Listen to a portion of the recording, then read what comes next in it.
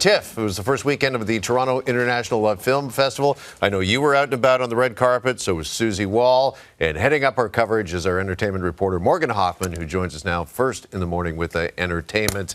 And wow, everybody collecting their breath. Team TMS everywhere this weekend. I just ran in. Yes.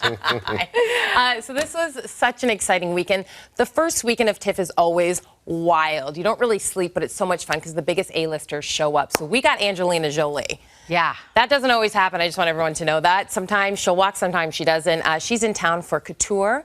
Last year, she was here for Without Blood as a director.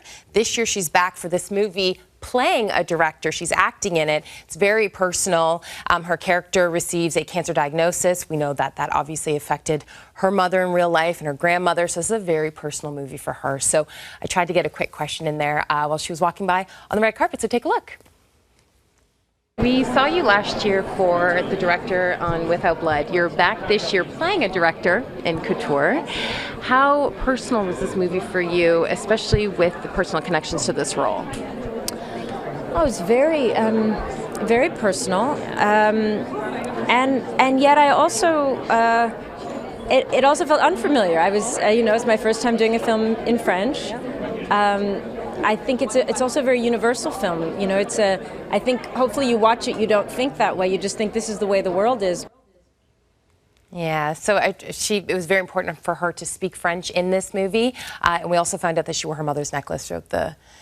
Started getting very emotional about that on the red carpet. Yeah, once again, Angelina doesn't always get very emotional, so we saw that a few times happen at the festival. So that was nice to have that moment with her. And then Brendan Fraser, one of my all-time favorites, he was walking the red carpet, and Susie Wall was there. She got a chance to talk to him about being a quasi-Canadian. Take a look.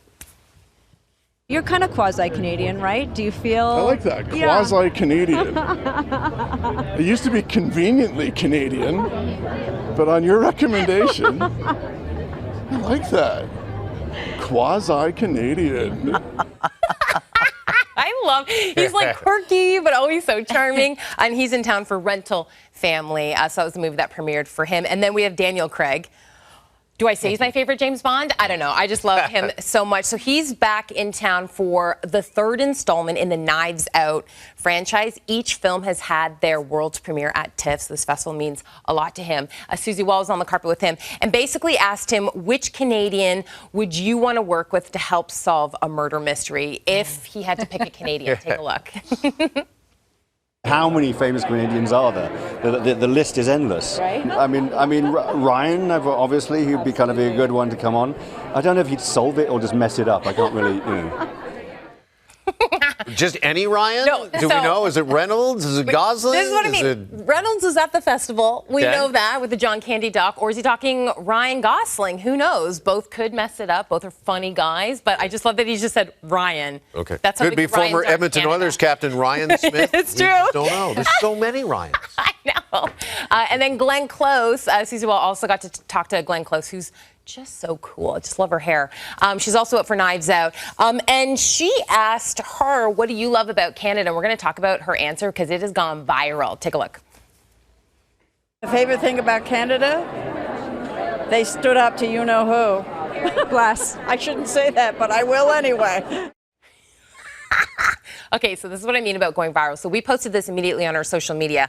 We will show you on the screen that it has been seen by over 326,000 people. It just keeps climbing. Like 2 minutes ago, I looked and it's 330,000 people have viewed this. So much so that Rosie O'Donnell has seen this and commented and said, yes, they did. Ooh, with 3 fires. Isn't this? Fire I know, emojis. I know. I'm just saying, this has gone quite viral, so that's really exciting. And Jamie Lee Curtis. I think you guys know this. I don't know how much I've shared this, but Jamie Lee Curtis is my favorite actress of all time. So she was in town as a producer on the movie The Lost Bus. This is starring Matthew McConaughey. You know this. You got to sit down with the cast, America Ferrera. And when we were on the red carpet with her, she also talked about how much she loves Canada because she was also here last year for The Last Showgirl with Pamela Anderson. So this festival means a lot to her, but she also just loves Canada. Take a look. I've always loved Canada. My sister and I have talked about doing the big drive all the way through the top. I mean, obviously the people, right? What's great about Canada? The people. Yes, always the people. And just to throw this out there because it made my weekend, she reposted at least 2 of our interview clips. Oh, cool. She didn't do that for everybody. That's so there was a moment with her talking about Halloween and TIFF, and then you got the chance to sit down with her. Is she as cool as I think she is? Oh, you know it. And you've interviewed her a couple times, so have. you know. And I actually brought you up in this interview because when you were at the junket, when you interviewed her for Freakier Friday in LA, and you had mentioned that TIFF was around the corner. And remember how you told us how she lit up? Once she found out it's Canadian, she was like, oh my gosh, I'm going to be at TIFF for this movie. Yeah, and so I brought that up to her, how excited she was, and we knew how proud she was of that movie, The Lost Bus. And I mentioned that Chris is a firefighter, which really moved her. I mean, because this movie is a tribute to firefighters and to that community of Paradise, California, that just are so resilient given the face of those fires. It is something that our country experiences, countries all around the world experience. They are just getting worse and worse with each passing summer. But I can agree more. She's fantastic. I also sat down with Matthew McConaughey and America Ferrera, and they're in it, and they're phenomenal in it. So those interviews are coming up in the coming weeks. That's exciting. The reviews are really good for this movie, too. I've been seeing all the reviews come out. And then, we lost Giorgio Armani, iconic designer. And when we were at TIFF, Susie got to talk to Kerry Washington, who's also here for Knives Out. This is a huge cast, by the way, for Knives Out. And what this designer meant to her, because I believe this is the first designer that ever designed a dress for her, for Kerry Washington. So we have that clip. Take a look. I loved your tribute to the late Giorgio Armani on Instagram. He was the first big designer to lend you a dress for a fancy schmancy event, right? What was your favorite thing about him? I think that his designs were so classic. I mean, I have pieces from the 90s, stuff I've bought. He's just, his aesthetic was truly timeless, truly classic. And with all of that said, Giorgio Armani is going to be laid to rest today during a private ceremony. I believe only 20 people are attending. So I think that's actually kind of beautiful. In Italy, I believe. Absolutely. Yeah, absolutely. All right, Morgan, thank you. Appreciate it this morning. I'm just happy I got all that out.